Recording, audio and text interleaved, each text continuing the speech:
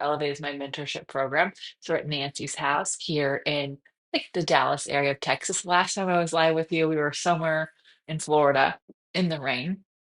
So I have access to the ability to sit down and show you some stuff. So I'm really excited to answer your questions. We answer them every Sunday around 9 a.m. Pacific time. So if you have questions, you can put a comment below and we'll put them in a future one. But this particular question is about extension and struggling with extension. And the thing is that there's a couple of reasons why we struggle with extension. One, our body wants to do what's easiest. It's what it's normally used to. And two, it's so easy to think you're extending and just be overdoing it in the neck or overdo it in the lower back.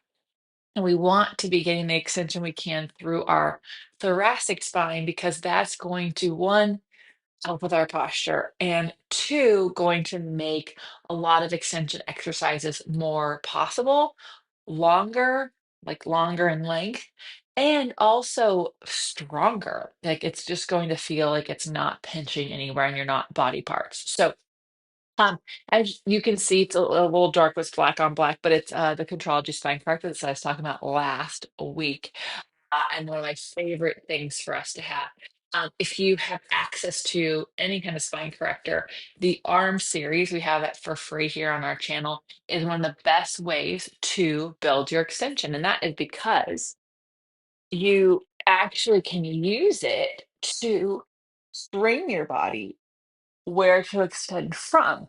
So I can feel I have the support of my thoracic spine in the spine corrector, putting it in extension, and my neck is nice and long here, so there's no pressure here, right? So I love using the spine corrector. If that's too deep, you can see there's a hump on this side, and you can sit on this step and back bend this way. So that's really nice. So I wanted to show that to you guys because I had access to it since I'm at Nancy's house. Now I'm going to show you what to do on the mat. If you are an OPC member, when I talk about the fast when we're on our stomach, it is to help support the extension you're going to do. If you are following along with our winter tour in the fast workshop, I actually do teach. Sorry, guys, Brad distracted. I actually do teach how to do how to get your fast on while on your stomach, and it helps support your extension. Actually, makes extension more and more possible. So I'm going to show you really quickly something that you can do to support your extension. You're going to take your hands, you're going to interlace them like here, like this, put them behind your head. Sorry, you're not going to do that. Well, you can. That's fun. We're actually going to do something different. There's these adorable dogs, and they're very distracting to me, so I apologize. So we're going to one hand over the other on the mat underneath your forehead, okay? And then this is why I do this is because if you do this one prep and you don't have a good control of your extension, you are going to push yourself into your lower back, which is not what we want, right? So you put your hands underneath your forehead, and then I'm going to reach my pubic bone down towards the floor so that my hip points are lifting off the front, right? Like right here. And that's going to make my hamstrings have to turn on and push my legs. And then I can lift my head and chest up like this. If you lift your forehead off your hands, you are cheating. So it's not about how high you come. So they don't come that high. It's how long you get. And I'm not pushing my lower back down to do that. So if you really do take the time to strengthen that and own that swan prep, swimming, swan dive, single leg kick, any other extension exercise, rocking is going to be more possible. But the thing is, I see most often is people don't want to do that. One, it's hard, and two, they think, well, it's a prep. I should be. I'm stronger than that. And the reality is that it's a practice, and we all have things we're super strong at, and some things that we need to work on. So the other thing that I talked about on my Instagram channel yesterday is the legs are really, really key for extension exercises. They're actually what gets you to do a dive or to do the rocking.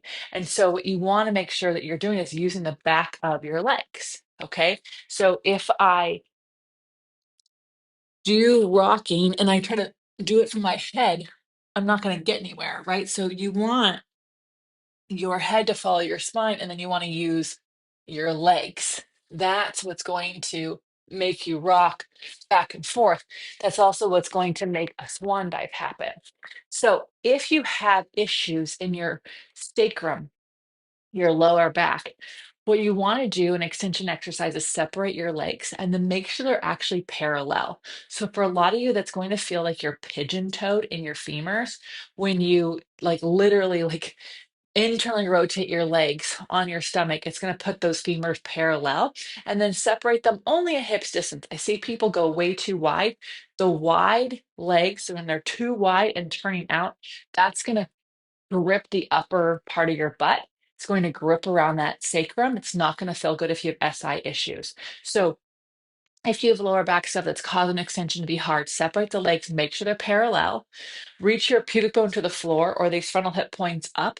That's going to create space in your lower back. Work the extension of your upper back. Voila. You've got an extension practice you can use. If you'd like me to see your extension and exercise and how you do an extension, just got to be an OPC member. In the community, there's a place to submit a form with a video of you doing the exercise, or you can join a live taping of a mat class for OPC, and I can look at your form there. We do this for every OPC member. You can submit them as often as you want. So then we can actually have something for you and your body and where your body's at. And it isn't just general information that I can do here. If you have any questions about that, feel free to ask us below or go to onlinepilatesclasses.com. You can also see all the different things that we have there, and have a good time with us, right? We have a stop today here in Dallas. Tomorrow we're in Lubbock, Texas. Wednesday we're in Phoenix, and then Thursday we'll be back home. So the next time I'm live with you, we'll be back in the studio. Thanks for taking this journey. I know these lives are a little weird when we're on the road. We don't want to cancel them.